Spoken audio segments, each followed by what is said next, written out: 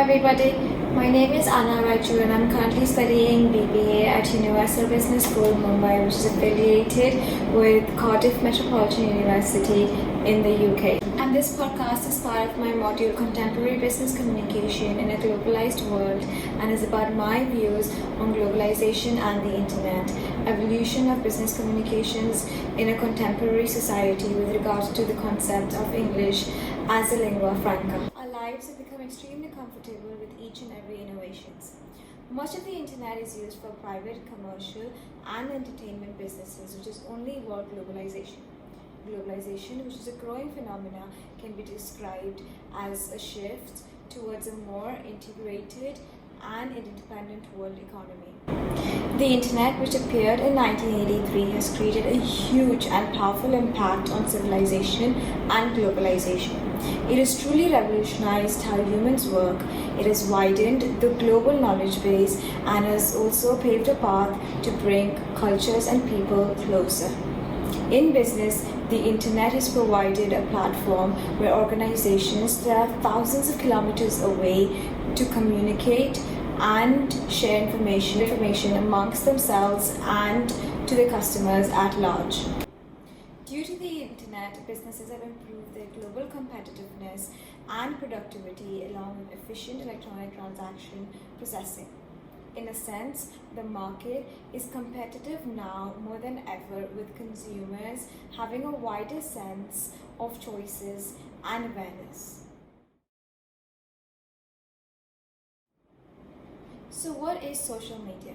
Social media are websites and applications that are created to share content quickly, efficiently, and in real time. A few popular examples are Facebook, Instagram, Pinterest, Twitter. Statistics show that the number of internet users worldwide in 2019 was 4.388 billion and the number of social media users worldwide was 3.484 billion, which amounts to 45% of the world's population. This data just proves how widely used yet important social media is. The capability and ability to share photographs, events, videos in real time has truly transformed the way us humans live and also the way we do business. By allowing your business the social media touch, you generate more businesses and connect with your consumers better, which lets you serve them better. It, in turn, makes your digital marketing easy. The popularity of social media not only benefits the companies, but it also benefits its stakeholders and consumers. Social media has helped business communication grow quickly in the way that it helps them connect with their consumers and their target audience. It helps increase brand awareness and furthermore boost leads and sales. Even though social media is relatively new, it has grown faster than imagined and continues to do so. For example, Facebook ads. Started in 2005, it has gathered 9.1 billion in revenue in the first quarter of 2017. This proves that social media advertising is here to stay for a really long time and is quite beneficial for businesses. It also helps businesses to satisfy its consumers. Losing a consumer is tough and gaining one is even tougher. However, retaining a consumer is 10 times easier, which is the reason as to why consumer satisfaction is at a top priority of businesses these days. Using social media helps engaging and connecting with consumers. Businesses also have the opportunity to check what they want, the issues they're facing, and how they could serve them better. To satisfy consumers and make them matter, businesses need to offer them a more personalized and effective customer satisfaction, which is where social media enters for helping them do just that. An example of this could be the IHOP social media campaign in 2018. The International House of Pancakes, IHOP, changed its name to IHOP, B for burgers, which was announced on Twitter through a tweet. Obviously, it wasn't a real thing, but just a marketing campaign to advertise their burgers, and it worked perfectly. Their burger sales quadrupled after the campaign, and the campaign also gathered a lot of engagement.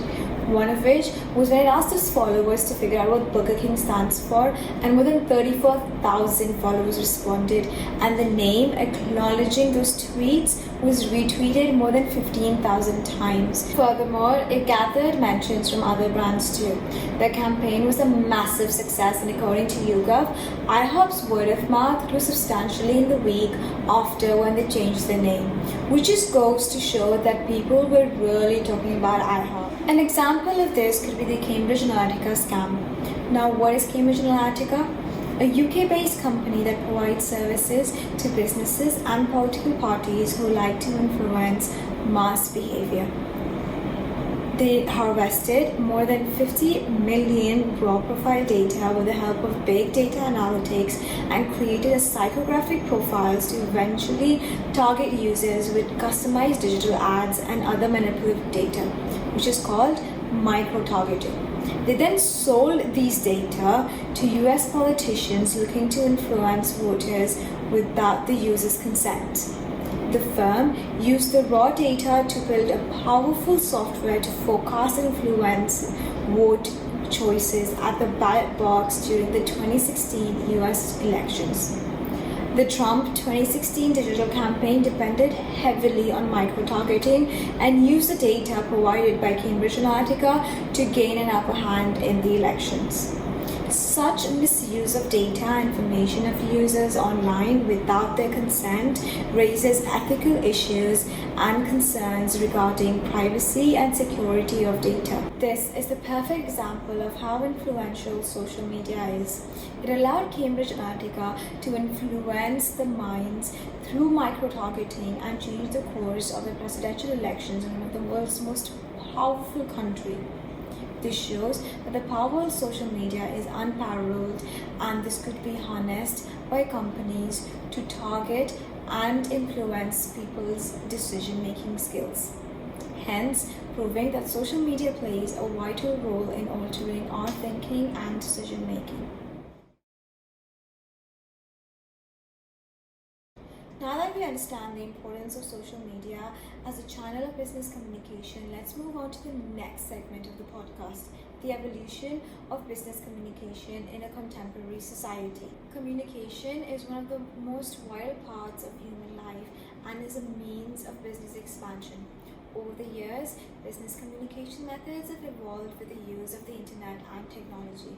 So let's take a look at how business communication has changed. We have come a long way in terms of business communication, which first began with the business phone when telephones were introduced in the 1870s.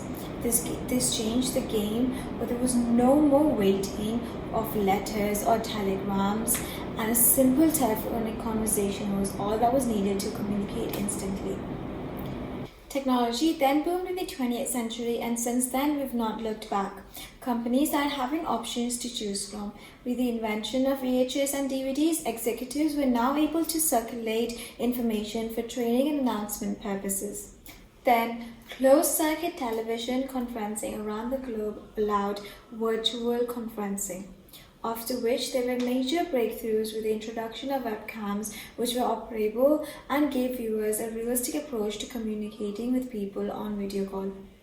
The benefits of video calling are that it helps boost productivity, saves our time, our travel expenses, and promotes overall collaboration.